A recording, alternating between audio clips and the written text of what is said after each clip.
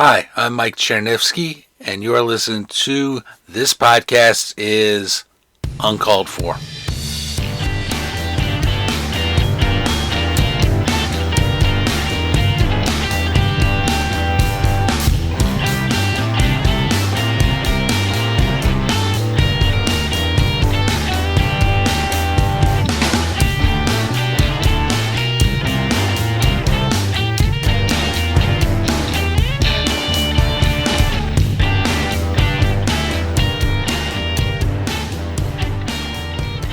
Alright, welcome back to the podcast, and it occurred to me we haven't done a thoughts episode in a while.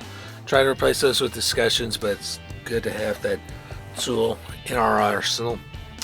So today is part 2 of thoughts on hashtag ProRel for USA, promotion and relegation in U.S. soccer, and how the powers that be in the U.S.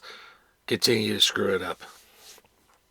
And this is, in particular, a reaction to Major League Soccer pulling out of the U.S. Open Cup, which is the American equivalent of the FA Cup, where every club, amateur, professional, the best of the Premier League to the lowest of like the combined counties league, all participates for this cup. Well, it's kind of the same thing here in the U.S. I think Santa Fe may have participated in the U.S. Open Cup at one point as well. I am not 100% sure.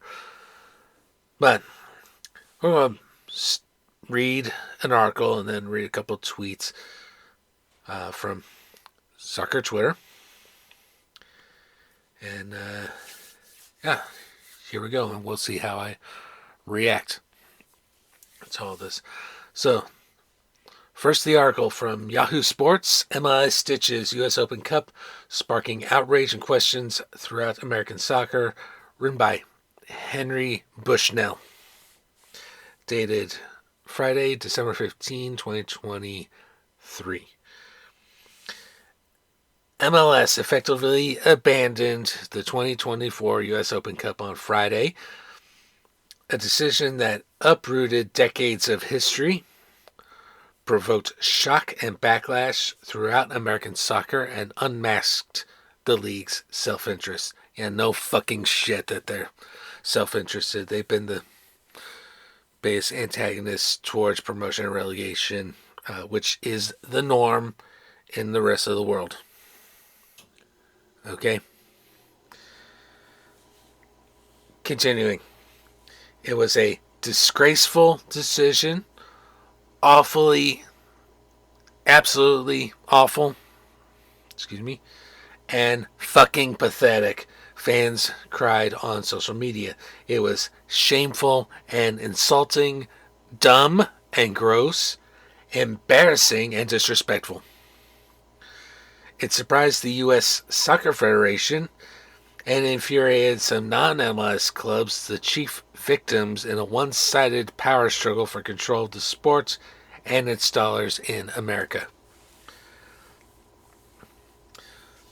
The U.S. Open Cup is the country's longest running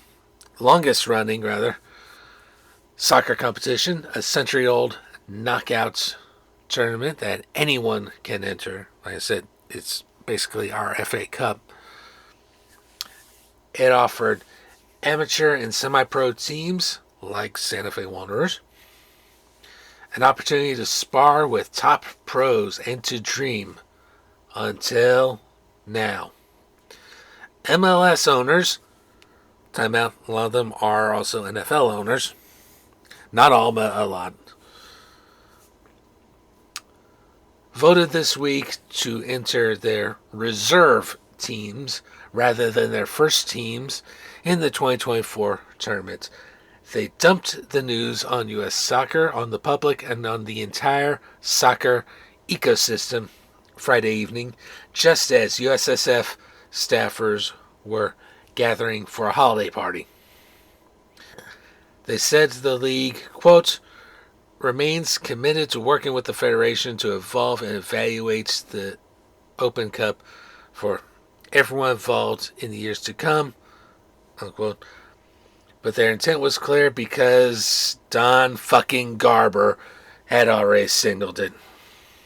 Garber, a longtime U.S. Soccer Board member, I think we'll get to this in a little bit, but kick his ass off that board. Disgraceful. Said during the public session of a May board meeting that the Open Cup was, quote, a very poor reflection on what it is that we're trying to do with soccer at the highest level. Translation, it was the least glamorous of the several competitions in which MLS teams competed and the hardest to monetize. Here we go again, money being the principal driver of bad decisions like ripping a team out of St. Louis to a city it abandoned in the first place because it doesn't fucking care about football. All right.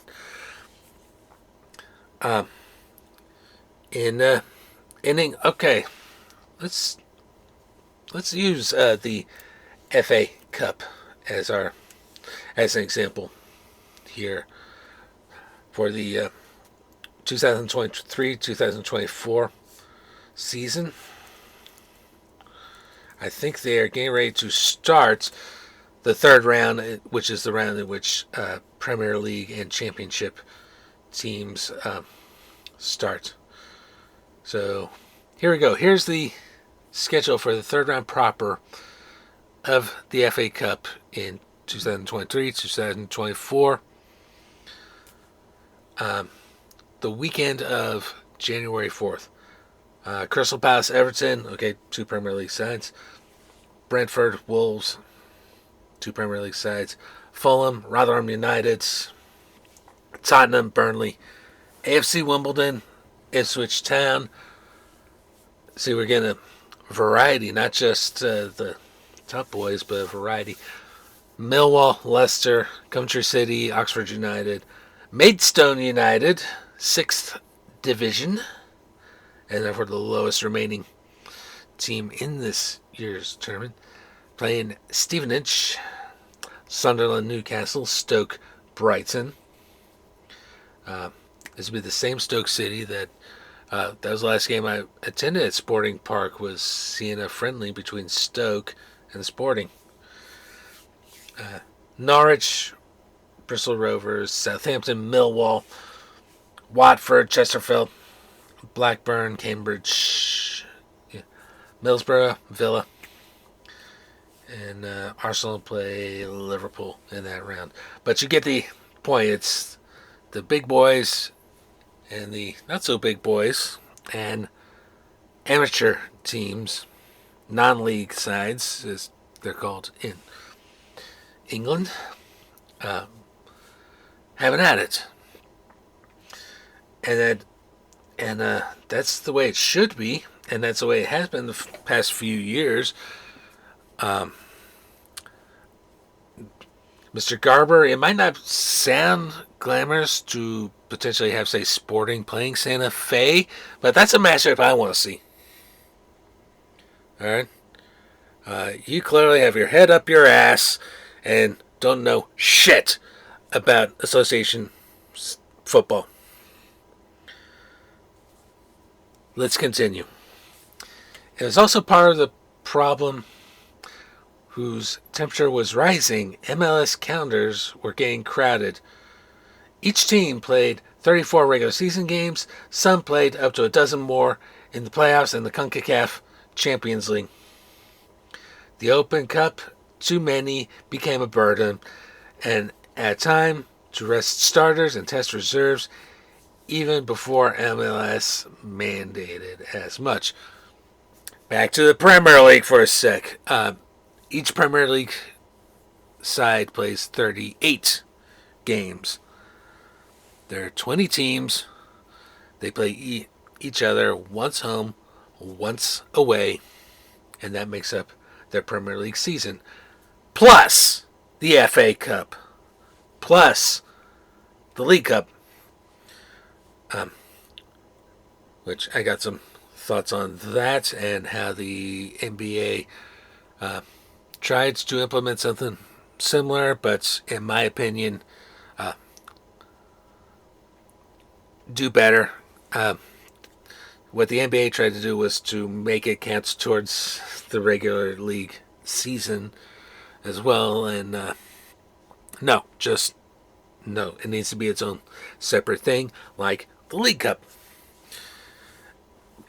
So all that plus Champions League for the select few, or Europa League, or even Europa Conference League. All right, so that is a minimum 40 games that these clubs have to play. So don't give me this shit. All right. Yeah, it's an excuse. Just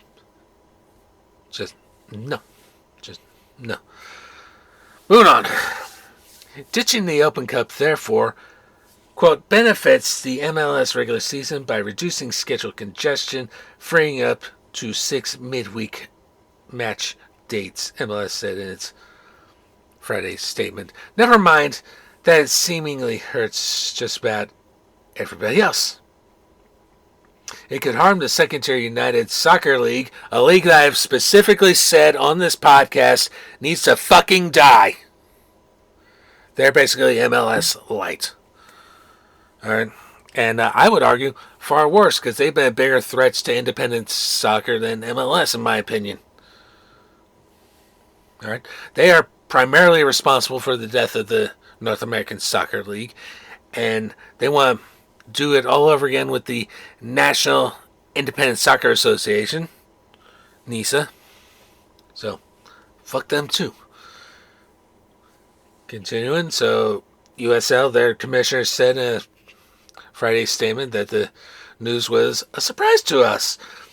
It would tangibly and intangibly impact soccer's ability to grow in all non-MLS metropolitan areas.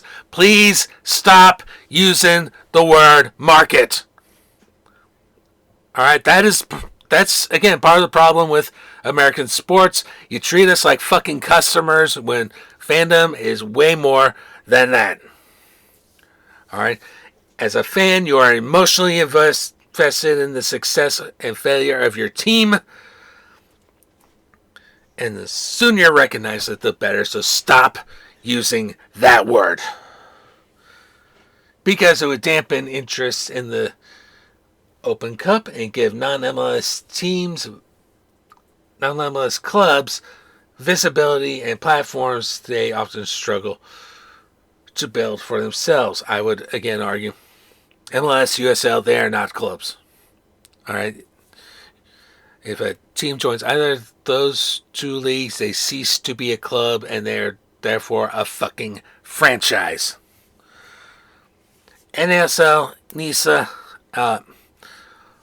the UPSL, the NPSL, all the other leagues in the amateur divisions, those are fucking clubs. All right, those are clubs. All right, and perhaps that's the point. By thumbing their nose at the rest of American soccer, MLS is separating from it, asserting dominance over it, and focusing on competition that MLS and only MLS can control and profit from. So, another thing about America for our any foreign listeners out there, since Reagan, so we're talking the 80s, there's been this bullshit about trickle-down economics, that if you give all the breaks to the people at the top, somehow that would trickle down to the bottom. Well, here's an example of that's not working. This is a perfect example of that system not working. Moving on. MLS can control and profit from the Leagues Cup. The primary reason for schedule congestion, the month-long mid-season tournament that MLS and Mexico's Liga MX, or probably it's a Liga MX, inaugurated this past summer. It is 108 years younger than the Open Cup, but it's designed to capture new fans, namely Mexican Americans and their wallets. So it aligns with MLS strategy. The owners for decades have artificially restricted competition and their own spending so they can build sustainable businesses, which in turn and in theory would allow them to spend more and elevate Americans' men's soccer at large. Bullshit! If anything, you're stunting Mexico. Alright? Mexico, which voted a couple years ago to curtail Pro-Rel, or at least suspend it. Yeah, how's that working out for them? In many ways they have. The league's growth on a whole has been good for the U.S. men's national team and for youth soccer and for the long-term trajectory and popularity of the sport in this country, but it sometimes grows by shoving aside and suppressing others, namely independent soccer. NASL, NISA. Oh, Lamar Hunt should be rolling in his grave. That's the headline. That in a nutshell is why Friday's announcement sparked such an outcry. Quote, trying to own all of soccer in U.S. by killing what they don't own, lamented Christos FC, a Baltimore-based amateur club. I don't know if they're a club anymore because they're part of because they joined the USL Borg. That went on a storybook Open Cup run in 2017. Peter Welch is a name that's, if you're in soccer Twitter, you are very familiar with. He started a number of clubs. I think most recently Chicago House AC, which played a year in Nisa, fell into some controversy, and played last year in the Midwest Prem. So Peter Welch, the former Chicago Fire GM, who has dedicated his career to lower division soccer, called on fans to boycott MLS until they return to the best and oldest tournament in American soccer. No, Mr. Welch, that's a great idea. That is a great idea. So, sporting fans, come support Santa Fe, come support Barrieros, Sunflower State FC, United KC, any of these other KC-based lower division clubs, Missouri Park. Just throw your support to one of them until Sporting can get their act together. And I also recognize that they use Sporting's facilities.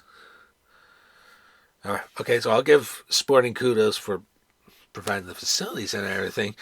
But these clubs do deserve our support. And same goes for clubs at the local level anywhere in the U.S. Or start supporting them. Support the independent clubs, not so much the franchises. Anyway, moving on. Lamar Hunt, an MLS founder and soccer pioneer, who was so influential that the Lamar Hunt U.S. Open Cup now bears his name, should be rolling in his grave, Welch wrote on X, formerly known as Twitter. If that name, by the way, Lamar Hunt, sounds familiar to you, he also owned the local NFL franchise. And it's still in his family to this day, and you know my thoughts on that, so we move on. Others were stunned or befuddled. Others asked pressing questions. Among them, what about the U.S. Soccer Pro League standards, which state that if a league wishes to be sanctioned as a first division, all U.S.-based teams must participate in all representative U.S. soccer and CONCACAF competitions for which they are eligible. By the way, my stance on the Pro League standards, the PLS, they're a POS, they're a piece of shit and hamper any serious attempt at promotion and relegation. They gots to go. Gots to go. Again, the protection of wealth above all else. U.S. Soccer said in a Friday statement that is currently reviewing the MLS decision. It was only notified Friday. It obviously wasn't happy, but it has little leverage. It wouldn't dare refuse to recognize MLS as its top men's league, and almost surely wouldn't levy a severe politically risky punishment. Which, of course, is why MLS forged ahead shamelessly. It has been emboldened by its growth and by Lionel Messi. It can't afford to ruffle feathers because U.S. Soccer now needs MLS more than MLS needs U.S. Soccer. About all those tournaments, Lionel Messi played at Barcelona. All right. Last time I checked, Spain, La Liga, also a 38-game season. Also has promotion and relegation. Has the Copa del Rey as their version of the FA Cup. I think they have a League Cup. I'm not 100% sure, but I can look this up while I'm talking. But I no, they do not have a League Cup. They do have the Copa del Rey, like I said, and they are actively participating in that. I think even their reserve teams participate in this. I'm not 100% sure because I'm not that familiar with Spanish soccer, unfortunately. So, but yeah, they participate. So, what the fuck? Moving on. The flurry of questions continued late into Friday night. They included one about continental qualifying. The 2023 U.S. Open Cup winner earned a berth in the 2024 CONCACAF Champions Cup, an expanded, rebranded North and Central American Champions League. Will that hold true for 24-25? And if an MLS reserve team lifted the Open Cup, would it play against the best of CONCACAF? Or could it simply transfer its Champions Cup place to its affiliate MLS first team? Those answers are in the hands of CONCACAF and remain to be determined. They leave room for silver linings and perhaps even positive spins. USL, again, should not exist. Teams could realistically qualify for the Champions Cup now. They might not get the publicity that Sacramento Republic got in 22 en routes to the Open Cup final, which lost to fucking Orlando City, the poster child of everything that is wrong with U.S. soccer. And if you don't like me saying that, well, fuck you. Stop listening to this podcast. You're part of the problem. Their odds of lifting America's soccer's oldest trophy just skyrocketed. That in reality could breathe life into a tournament that has struggled for relevancy in the 21st century. The romance and mere concept of the Open Cup always outpaced the actual product. MLS teams who would enter in the third round, rail at fringe lightness until the quarters, get serious when a trophy appeared on the horizon and invariably left it. They'd won every edition since 1999. What fun is that? And I'm also going to point out, refuse to play the lower division clubs at the lower division homes, which is fucking bullshit.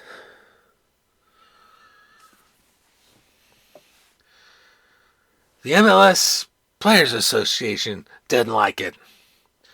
Relatively few fans watched it. Garber said he actually didn't mind that because the quality of the games on, quote, subpar fields was low. So throughout the summer and fall, he and his league engaged with with U.S. Soccer rather, in discussions about the tournament's future, and then, at least in 2024, they ditched it. Yeah, I just said it. Refusing to play at the lower division fields. Are you fucking kidding me?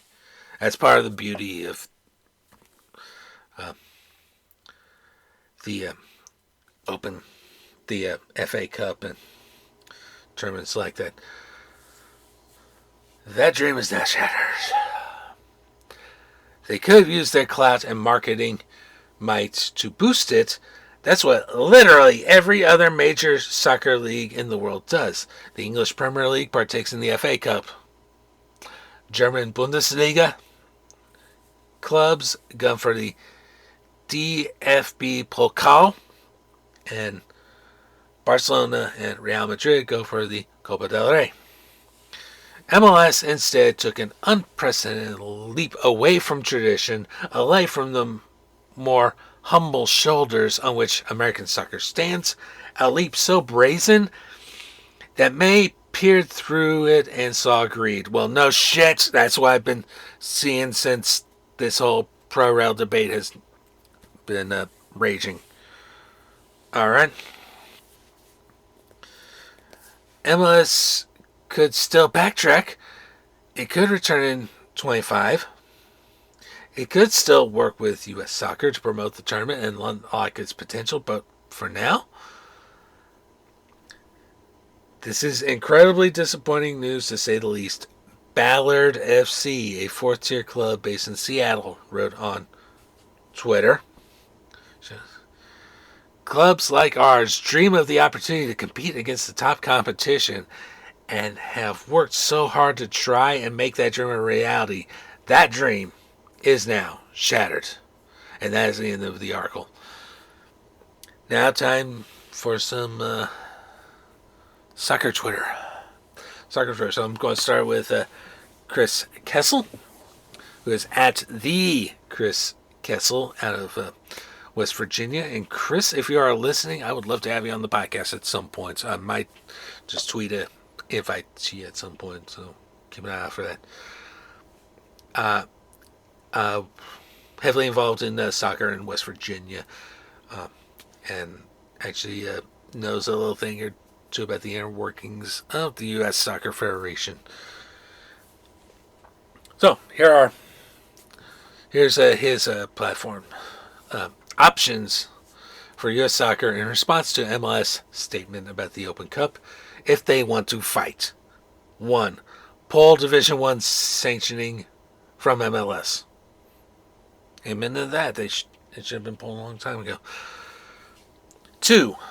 Make MLS register all MLS 2 players with D1 team and pull D3 sanctioning since D3 team won't be playing in USOC, US Open Cup, as required.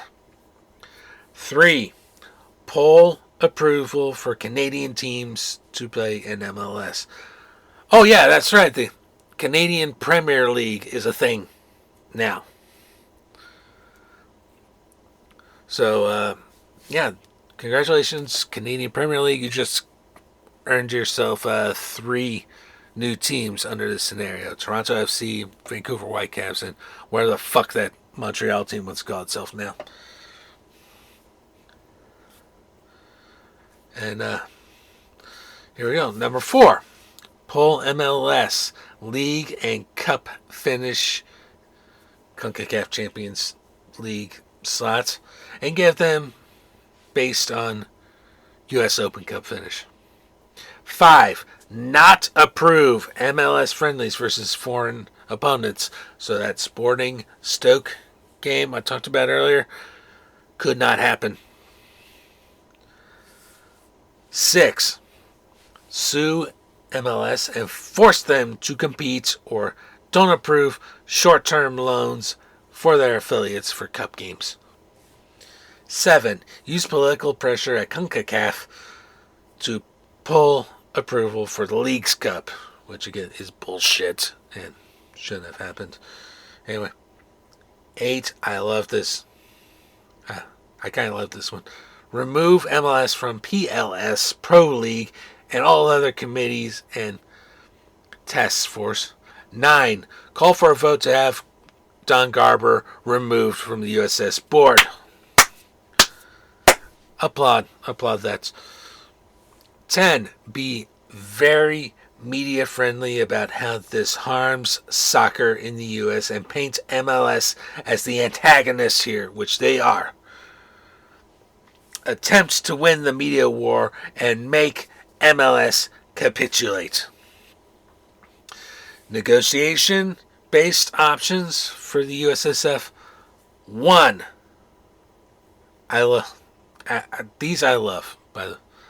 These negotiation-based options I love. So number 1 from this. Change the PLS and negotiate with all parties. Take inputs and allow USL D1 access. Fuck USL. They need to go away too. NASL, what they want. NASL should be the number 1 league. Alright. And easier access for entry for NISA, etc. And also any changes that current and potential future women's leagues want. 2. I love this one. 2. Just totally remove the PLS. Just get rid of it. And it should be gotten rid of. 3. Write a PLS that requires each league to formulate their own PLS that's submitted to U.S. Soccer but not enforced or managed by USSF. Honestly, not a real option. The talent to do nothing. Alright? Can't be a topper chopper and use that talent to just do nothing. Alright? If you do nothing, the sport continues to suffer at all levels. So yeah, Chris, would love to have you on the podcast at some point. So another person I would love to have on the podcast, Kartik Krishnar on Twitter. He has an article on Substack. So Beyond the 90 is the name of his Substack. Check that out. You wrote this on December 17. Kartik, another guy I would love to have on the podcast, based out of Miami. Worked with the North American Soccer League and Fort Lauderdale Strikers specifically. That's a horror story in and of itself, what happens with that club. But we continue. So Kartik's article is called MLS has starved the pyramid of resources. Could Friday prove a turning point? Let's hope the anger is fueled towards understanding the problem and forcing change. So here we go.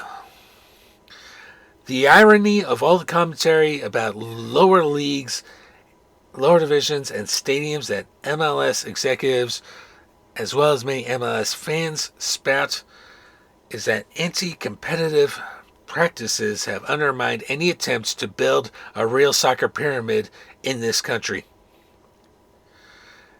These were practices that were long facilitated and even encouraged by U.S. Soccer, who is now left holding the bag as MLS dismembers the Open Cup.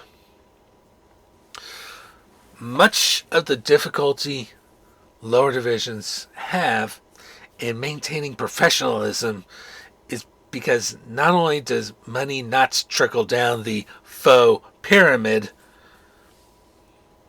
But when there's a successful lower division team from a business standpoint, they get poached by MLS.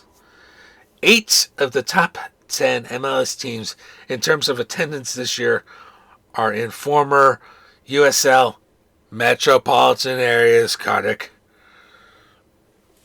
And 4 of the top 8 are with MLS clubs that were once USL clubs. Like the aforementioned D3 to D1 Orlando City, who is the poster child of everything that is wrong with our soccer. Maybe Friday represents a turning point when the Federation finally stands up for our national championship, its premier event. The reason everything unfolding is happening now and not 2 years ago or 10 years ago, because the USSF is no longer in a direct business relationship with MLS. When we discuss MLS and the pyramid, I'm not just talking about promotion and relegation, which everyone fixates on, though admittedly, in my opinion, open, free market systems are always preferable to closed socialist crony capitalism ones. Not to get political, but I am increasingly learning the economic preferences of the right and left are basically the same, but just dressed up differently. I know Cleveland fans are going to hate me for invoking Art Modell, but he basically said, the NFL are basically 28 of the time Republicans who vote socialist. All right. Money doesn't flow down the pyramid here the way it does in other countries. There are designated manners in which money must flow to lower divisions in nations like Spain and Germany. Don't ask me about England. I'm annoyed by the situation there, which is becoming more like the U.S., which is scary shit. Here in the U.S., we have a set of closed leagues which don't work with one another and don't financially have a proper revenue sharing arrangement. And for years, MLS benefited directly from an arrangement via Soccer United Marketing, SUM, where U.S. Soccer and MLS were business partners.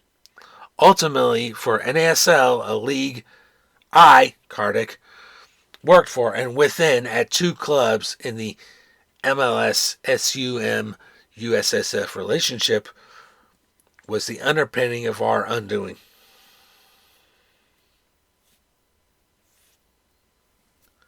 SUM, which is owned by MLS, provided exclusive media sponsorship outside of the Nike deal and marketing agency services for the USSF from 2005 to 2022. Whereas U.S. Soccer has been a regulatory body for NASL, USL, and NISA, it has actually been a partner in business with MLS. Let that sink in for a moment. How can U.S. Soccer be a fair arbiter, and how is MLS not to blame for the Open Cup's state of play if they were in fact a partnership business-wise with the Federation? Now, MLS is trying to create its own ecosystem based around MLS Next Pro and MLS. The MLS Next Pro League is a much bigger threat to sustainability and survival of other league systems than many realize. In the coming months, it will become more apparent the sort of moves MLS is making in the lower division space, further destabilizing USL and NISA. My understanding is that unfortunately Chattanooga FC, a leader in independent soccer, have joined this. So I'm very disappointed. As a league system, USL has its own internal issues that concern me and will be articulated in a future posting. Thank you, Kartik. Thank you. But more importantly, today, I'm concerned about their long-term ability to withstand the onslaught from MLS. And clearly, MLS withdrawal from the Open Cup is designed to hurt USL, among other considerations.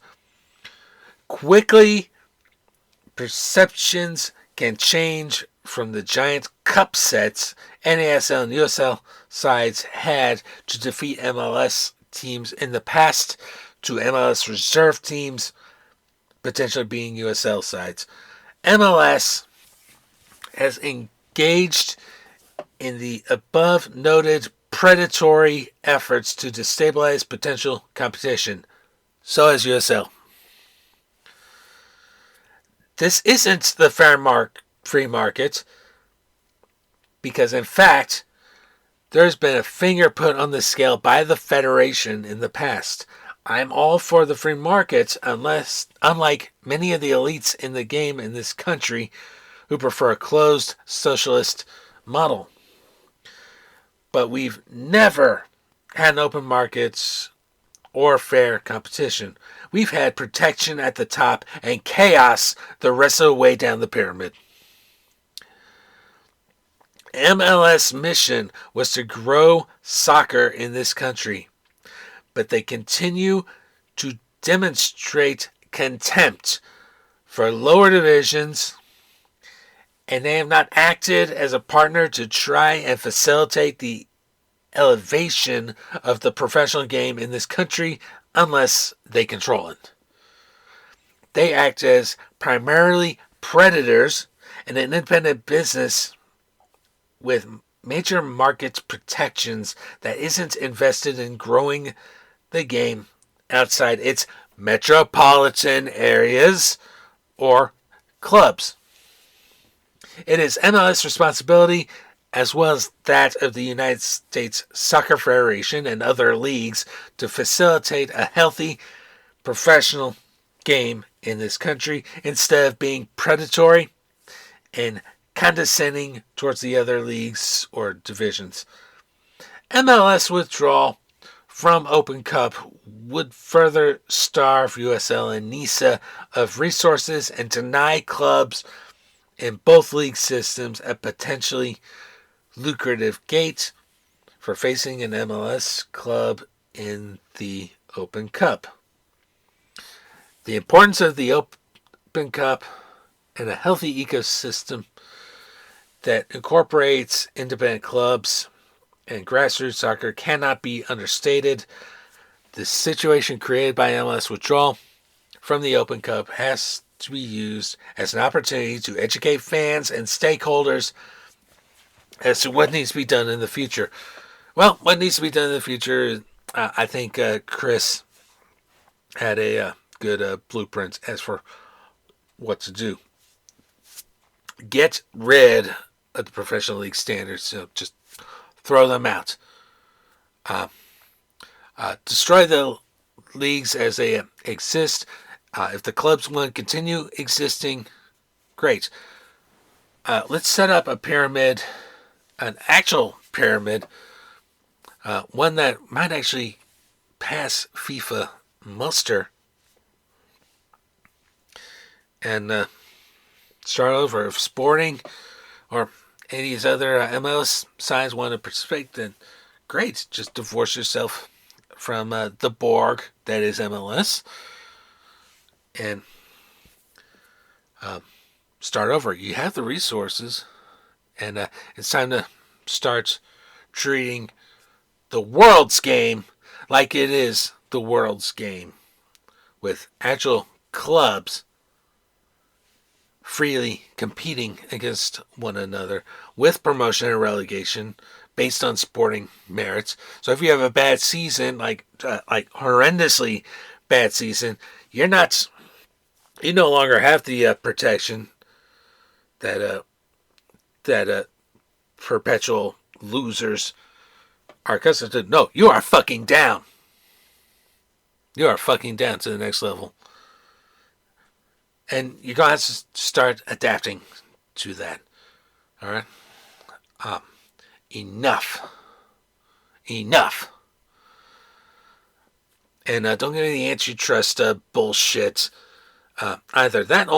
Those protections only apply to baseball. Okay?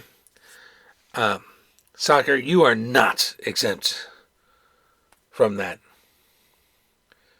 All right? I wish I knew how the NASL lawsuit was going, because last time I checked, NASL was suing USSF over this exact bullshit. So, I hope it goes well for them. I hope they return to some relevance.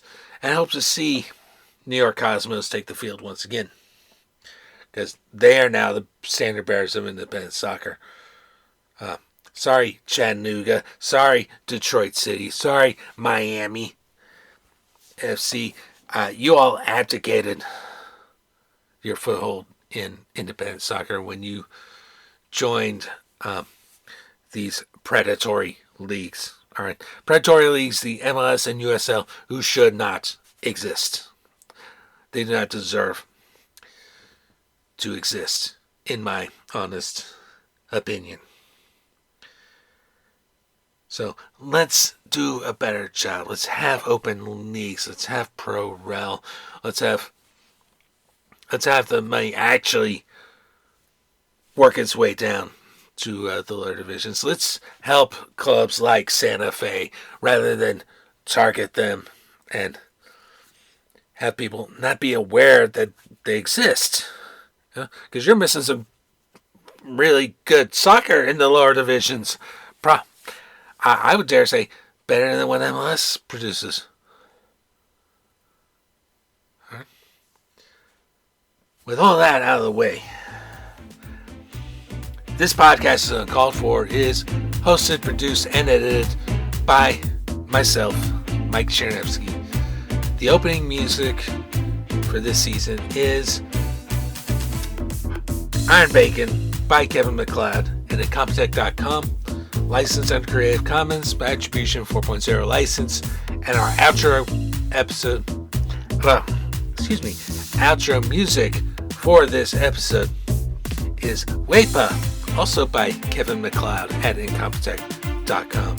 Licensed under Creative Commons by Attribution 4.0 license. And I hope to be calm next time.